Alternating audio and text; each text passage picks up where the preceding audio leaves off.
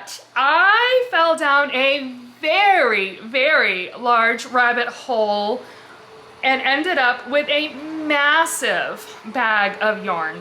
So how about we pop over to the next section so I can talk about it.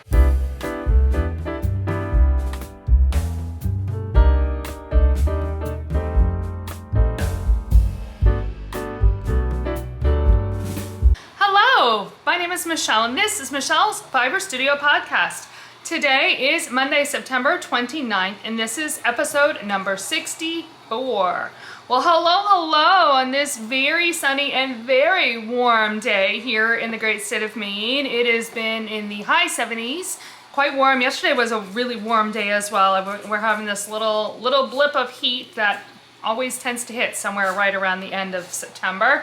I think tomorrow will be a little bit cooler, but still on the warm side, and then we're going to be all the way down to just barely 60 degrees on Wednesday. So, yeah, this time of the year, Maine gets a little psychotic in its weather, shall we say. I have only a couple of updates, but I have a big stash acquisition section. So I think without further ado, let's jump right in.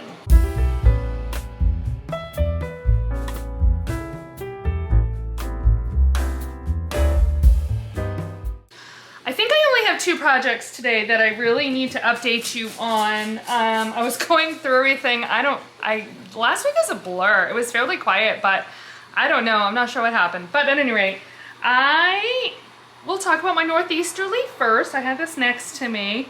It was cold and it was rainy all last week, and there was one day I came home from school and I had this blanket next to me waiting to be worked on, and I just pulled it out and I took a nap with it on me, and can I say this is going to be a phenomenal blanket. I am very happy with it so far. So let's see, when I last spoke with you, find the side that I was working on. Where's my charm? My progress keeper. Oh, here it is. All right. So I was working on, it looks like I had just started this red here. And then I did this color, green, turquoise, and really a fun red, white, and blue. Remember, these were July's colors, and then the last of the first colors. So I did finish the month of July, and then I started August. Put sunglasses on. Yeehaw! Look how bright that is. Oh my word, it is so bright. So here is all of the colors for the month of July. I think it's like Mardi Gras kind of a theme. It doesn't say in here, but I believe that's kind of what they were going for. So it's gonna be a bright section. Yeah. So I got that started. I put this color in yesterday, so now I can kind of truck through August's colors. I only have 3 months left, so these are my August colors. September's are sitting in a box behind me, and I should be getting October's here at any point in time. But then it will be done, and yeah, it's coming. You know, I've talked and I've waxed poetic about this long and hard for the last year, so I don't need to go into great detail today, but I did want to update you on that progress. So I'm just going to set this here right next to me. I believe the only other project that I really put any substantial amount of time in is my Rhythm in the Needles cowl. I did pull out my Bahama Advent wrap yesterday, and I did like 2 rows, and the socks that went with it. I think I finished the color that I was halfway through last week. I'm not even going to bother pulling those out. And my Spooky Girl summer socks, I don't think I touched. I couldn't remember, but if I did, I didn't do much on them. So Rhythm in the Needles is it. So this is the cowl by Jess Knits Designs. And I got a pretty good chunk done on this one. So this is where I was right here last week.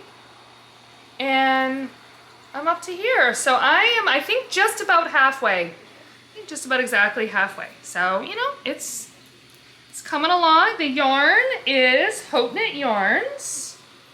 I had got it at the spa event back in February. So Haute Knit. And the bright pink is Beat It. And Roller Rink is the other color, so like the white. So with the brioche, you get this lovely, so one side features kind of one color, and the other side features the other color. It's really, really squishy. It's gonna be a fun one to wear. A really fun, bright pop of color come this winter when it's kind of gray and dreary. So part of me wishes like maybe I should have saved it to knit in the wintertime because it is really bright and happy and cheerful. So that is, I think, it. Really, truly. I did not get my sweater started either. That was the other thing I was kind of hoping to do this week, but it didn't happen. I did give the little baby sweater to my best friend last Wednesday, and she was so excited with it and very thrilled. She reassured me that it will fit just fine. So I thought you all might like that little update. So with that, I fell down a very, very large rabbit hole and ended up with a massive bag of yarn. So how about we pop over to the next section so I can talk about it.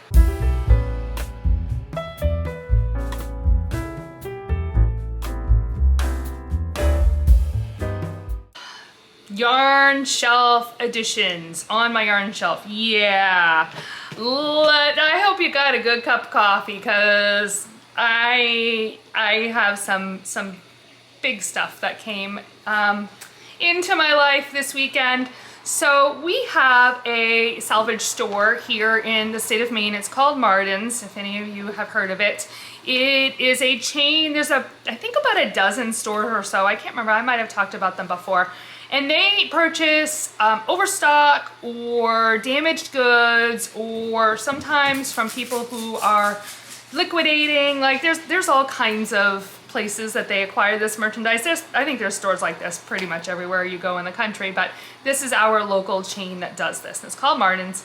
And they posted on a Friday night that they had received a large batch of yarn from a small dyer who had gone out of business. And pulling up the pictures that they had posted of the different stores, not every single store had it, but probably half of them or so. And it was Jaeger Spun. And so Jaeger Spun is a company, a mill, that was based out of southern Maine. And they did go out of business back in February or March, I think. And so Martin's acquired their overstock. And so this bag right here, let me see if I can actually hold it up. It's bigger than my head. It's all yarn. So we stopped in Waterville on the way up to Orono. I'll talk more about it later, but we're headed up to Orono on Saturday. So we stopped and I got a little bit there. And then yesterday I went to the one that's local to me in Lewiston and I got even more. So let's talk about it, shall we? So I ended up with 5, count them, 5 sweater quantities of yarn. These are 4 of them. So these 2 yarns here are the same. I ended up with 2 different colors. I got this beautiful blue. I got this one on Saturday, and then when I went back, I found this red. It is listed as a fingering weight. Number 1 is actually on the label. It is fairly fine, however, and I would say it's a really light, almost lace weight. Let's see if I can pull it up so you can see just how fine that is. So what I did is I bought, now most of these, keep in mind, most of these skeins, the yarn was 60% off the retail price. So most of these skeins were in the neighborhood of $5. I think a couple of the 100 gram skeins might have been $8 was their final price. So what I did for these 2 yarns is I decided to buy double the quantity and hold it double. So I bought 6 skeins of each, which is going to give me, I think, a total of 1,500 yards. it's actually 3,000 yards because they're 498 yard skeins. So I'll have about 1,500 working yards, which should be plenty to do a sweater. And then the other one that I got is their Musum Falls, which is a super wash. And these are I think it's a Aran weight. Yep, Aran weight yarn. And there's 187 yards in each. So I got 8 skeins of these, which again is in the 1,500 yard range. So those are 4 of the sweater quantities. The last one here is this, it's a 1 pound bag. I think it's actually a single skein because it says 1 pound skein. And it's their mainline 3/8, which is a sport weight yarn, and it is like 1,600 yards. I was standing there in Martin's, I'm Googling, trying to figure out how much in yarn is in each of these skeins. Then I picked up a bunch of kind of like single skeins, flotsam jetsam kind of a thing. I have a project in mind, so I got these for that. There's some more Musum Falls. This one here is just a heather fingering. This is just like the other heather fingering weight yarns that I got. This one is just 100 gram of heather. And then I got a whole big little bundle here. Can you see all these colors? And these are 50 grams each of, I think it's a sport weight is when it ends up being. Oh, no, I think it's more of a fingering. I don't know. What would you say that is? That's about, I think it's 3/8. So it's a little bit heavier than the one that I got double. And again, I've got to, I want to do the, Sarah Shira has her October Gnome knit along. And so there is, it's a pumpkin and a witch. I can't remember the 2 names of them, but I want to do those. And then I just figured like these were like $5 each. So I just got a bunch of them and figured whatever I have left over, maybe I can blend into some sort of project. I don't know. The wool fumes got to me. That's all I can, what can I say? All that to say, I have a ton of yarn. Like, I got it all categorized, catalog, that's the word I'm looking for. Pictures, it's all my Ravelry pages. If you go look at my Jagerspun, under Jagerspun in my stash, you can see all of them if you would like more details on any of these. I actually put them into, I keep a spreadsheet kind of on my ins and outs, but I decided to put this in its own little category, and I'm not gonna actually count it against my acquisitions. I don't know, is that cheating? Maybe. But it was a total of 4,000 grams and 12,600 yards.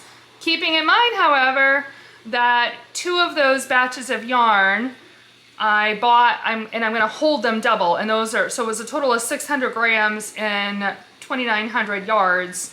Will actually play like 300 grams and 1,400, 1,500 yards, right? That's the story I'm telling myself, and I'm sticking with it.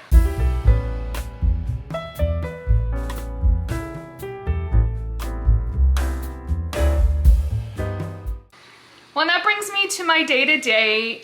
It was actually a really quiet week. I'm not sure why I didn't get more knitting done. Actually, I do know why, because I think every single day I came home from work and I fell asleep. So I'm feeling better today. I feel like I'm starting to catch up with myself after, you know, the end of summer. The whole beginning of September here was just craziness. So I feel like I'm finally catching up a little. So maybe, but then I've got this week is going to be very busy. So I'm not going to have a lot of extra time this week, I don't think. So we'll see. We'll see what I can get accomplished. But yeah, so it was quiet. On Friday night, we did our visit with my mother-in-law, which was great because we hadn't actually been to their house, their house, it's her house now because my father-in-law passed away last December. But we haven't seen her since the first weekend in September for one reason or another. So it was really nice to have a chance to visit with her. We did that on Friday because on Saturday we drove up to visit my youngest son in Orono. It was friends and family weekend, so we went out for the day. It was a beautiful, beautiful, after all of the rain we had, it was just spectacular weather. It was high 60s, there was a little bit of a breeze, but it was sunny and absolutely gorgeous day. Drove up there, enjoyed kind of being on campus and hanging with the marching band. The football game was at 3:30 and we won. It was a nail biter.